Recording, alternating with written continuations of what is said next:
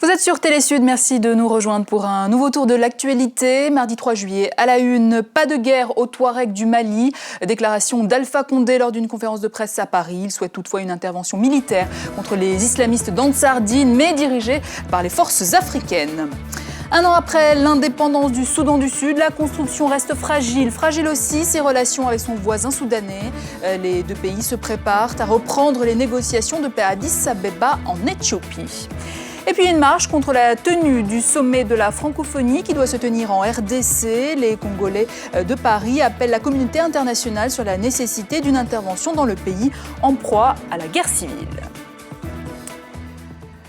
Mais avant, le spectre du conflit ethnique plane toujours en Libye. Voilà plusieurs jours que des affrontements meurtriers entre tribus ont lieu à Koufra, dans le sud-est du pays. Des affrontements qui ont fait au moins 47 morts et plus d'une centaine de blessés depuis mercredi dernier, selon un médecin et des responsables locaux.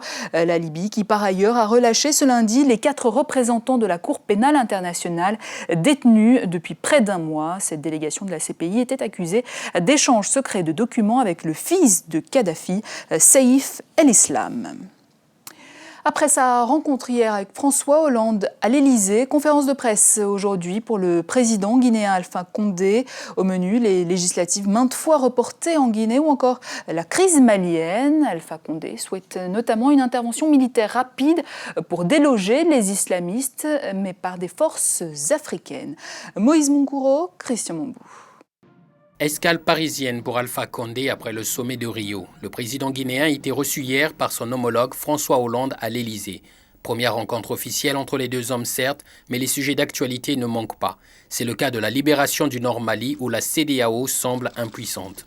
Si Alpha Condé demande une assistance technique et matérielle auprès du président français, il souhaite que les islamistes soient délogés par une force composée uniquement de troupes africaines. Notre objectif c'est que le Conseil de sécurité vote la résolution, qu'à partir de ce moment, nous agissions et à la fois à Bamako pour mettre en place un gouvernement d'union nationale sécurisé et aussitôt qu'on libère le Mali, c'est-à-dire Gao, Tombouctou, Kidal. De l'actualité, il en a aussi été question devant la presse étrangère pour Condé qui se prête rarement à ce type d'exercice. De l'organisation des législatives au statut de l'opposition, en passant par la lutte contre la corruption, la politique interne de la Guinée-Conakry prend vite le dessus. Pendant 20 ans, j'ai été victime des élections truquées organisées par ces gens. C'est eux qui organisaient les élections truquées. Aujourd'hui, j'ai dit les élections n'ont jamais été reportées en Guinée. La CENI propose une date. Mais c'est le président qui fixe. J'ai dit que je ne fixerai pas une date si ce n'est pas la certitude que le chronogramme sera respecté. Alpha Condé, qui a longtemps été opposant en exil à Paris, aura entretenu des rapports particuliers avec certains journalistes pendant sa traversée du désert. La presse aura joué un rôle déterminant dans sa lutte contre les régimes de Sékou Touré et du général Kanté. Aujourd'hui, à son tour président de la République, la donne change. Alpha Condé fait de la communication pour convaincre et rassurer l'opinion internationale sur la bonne gouvernance en Guinée. Pendant ce temps, sur le terrain au Mali, les islamistes d'Ansar Dine, qui contrôlent donc le nord du pays, ont posé des mines autour de la ville de Gao, un moyen de prendre en otage la population et se protéger d'éventuelles attaques de rivaux touaregs ou de soldats d'une force ouest-africaine. Pendant ce temps, la destruction de bâtiments religieux musulmans à Tombouctou se poursuit. C'est le 5 juillet prochain à Addis Abeba que le Soudan du Sud et le Soudan vont reprendre les négociations de paix, et ce, sous la houlette du groupe d'experts de l'Union africaine. Les négociations avaient été suspendues pour permettre aux deux parties concernées de consulter leurs dirigeants respectifs, Salva Kiir et Omar al-Bashir. Gansirisek. Les deux parties impliquées dans les négociations entre les deux Soudans ont convenu de poursuivre les discussions dans un comité mixte appelé Mécanisme de politique et de sécurité conjoint. Les mandataires du Soudan et du Sud-Soudan ont accepté de se donner la main pour construire deux États viables et vivre dans la paix et la coopération mutuelle. L'autre objectif de ces séries de réunions était de discuter du processus et négocier la résolution des conflits sur les zones contestées et les territoires le long des frontières entre les deux États. Les parties sont instamment invitées à conclure les discussions d'ici au mois d'août avant les négociations prévues le 5 juillet prochain à Addis Abeba, capitale de l'Éthiopie. Et en marge du 14e sommet de la francophonie qui se tiendra à Kinshasa du 12 au 14 octobre prochain, le collectif des associations de la République démocratique du Congo a organisé une marche pour protester contre la tenue de ces assises dans la capitale congolaise, une façon de dénoncer les violences dans le pays. Paterno Ngoulou. Sur la place du Trocadéro, ils sont plus d'une centaine. Originaires du Congo pour la plupart, tous sont venus pour faire entendre leur voix. Dans leur ligne de mire, le prochain sommet de la francophonie.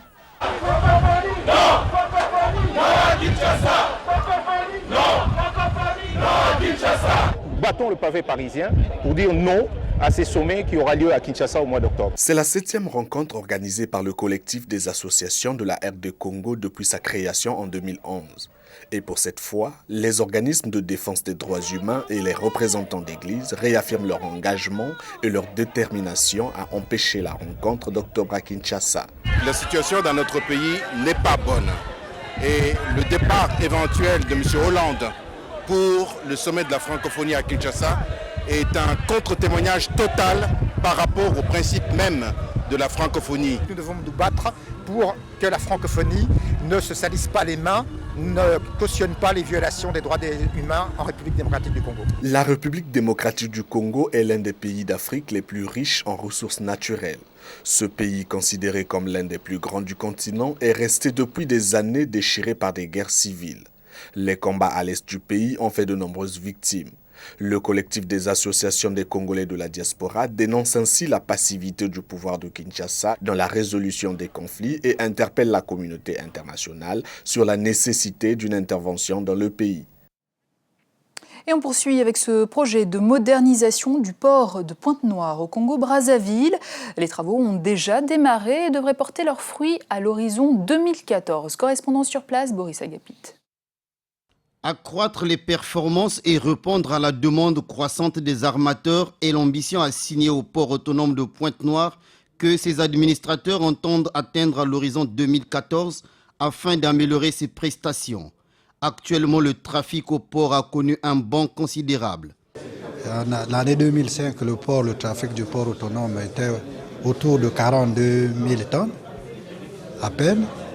Mais à ce jour, le port est en train d'approcher les 490 000 tonnes. Vous voyez quel est le bond que le port a fait en ce laps de temps. Et avec les travaux qui se font, je crois que d'ici la fin des travaux, nous avoisinerons les 700 millions de tonnes par an. 700 000 tonnes, j'allais dire. Si ce programme se termine d'ici début 2014 ou plus tard, je crois que le port sera doté des moyens qu'il faut pour être parmi les premiers ports de la côte occidentale d'Afrique. Un indice encourageant à entendre ses administrateurs est qu'il faille renforcer dans l'atteinte des objectifs stratégiques visant à le rendre compétitif. Nous avons mis en place un vaste programme de modernisation avec bien sûr le concours aussi bien de l'État, du port lui-même, que des bailleurs de fonds internationaux, pour nous permettre effectivement d'être au rendez-vous de la modernité. D'ici la fin du programme, je crois que nous aurons un port qui va être transfiguré. Ça va être un des grands ports d'Afrique centrale. Et déjà pour votre information, je vous dis que nous avons supplanté le port de Douala en termes de trafic et en termes d'infrastructure. Ce qui en conséquence renforcerait sa position de principal port en eau profonde en Afrique centrale et partant la vocation du Congo de pays de transit. La recherche entrepreneuriale, une fois de plus récompensée, c'était lors de la 36e convention de la Business Initiatives Directions qui vient de se tenir à Paris. Plusieurs entrepreneurs venus de 74 pays étaient présents, parmi eux les dirigeants africains. Alain Enisbel, Christian Mambou. C'est dans le cadre somptueux d'un prestigieux hôtel parisien que s'est tenue la 36e édition du Business Initiative Direction. Une convention mondiale au cours de laquelle sont récompensés des entrepreneurs, des organisations et des entreprises s'étant distingués dans leurs domaines respectifs pour leur performance, leur prestige et leur recherche permanente de la qualité. Parmi les lauréats, plusieurs représentants du continent africain, dont Isipa, de l'ingénieur Martin Ekanda. C'est un prix d'excellence pour la qualité. Ça fait bientôt 36 ans que nous formons des jeunes Congolais, des jeunes Africains, parce que dans ISIPA, Institut supérieur d'informatique, programmation et analyse, nous avons les ressortissants de plus ou moins 11 pays africains qui suivent leur formation à Kinshasa au sein de notre institution. Autre lauréat, Afrique Intérim de Alexis Chikungu. C'est un moment de bonheur pour moi-même et l'ensemble de mes équipes parce que nous sommes dans un aboutissement d'un gros travail qui a été fait. Ce travail avait pour objectif de pouvoir se hisser au niveau international en termes de standards de qualité de service. Notre système de management est maintenant compatible avec les systèmes internationaux, mais ce n'est qu'une étape parce que derrière, nous sommes dans un processus d'amélioration continue et notre objectif est de pouvoir s'améliorer année après année. L'Agence nationale pour la promotion des investissements du Congo, dirigée par le professeur Boaboawa Kayembe, s'est vue elle aussi récompensée. C'est vraiment une reconnaissance qui nous va droit au cœur. La 37e édition de cette convention se tiendra à Genève à la fin de l'année. Il est temps à présent de clore cette édition, mais avant, je vous rappelle l'information principale développée dans ce journal. Les législatives en Guinée-Conakry, la crise malienne, objet de la conférence de presse à Paris du président Alpha Condé. Il souhaite une intervention militaire pour déloger les islamistes menés par des forces africaines. C'était au lendemain d'une rencontre avec son homologue français, François Hollande, qui souhaite d'ailleurs donner une nouvelle direction aux relations entre l'Afrique et la France. Voilà, fin de ce journal. Merci à vous de nous avoir suivis. À demain pour une nouvelle édition.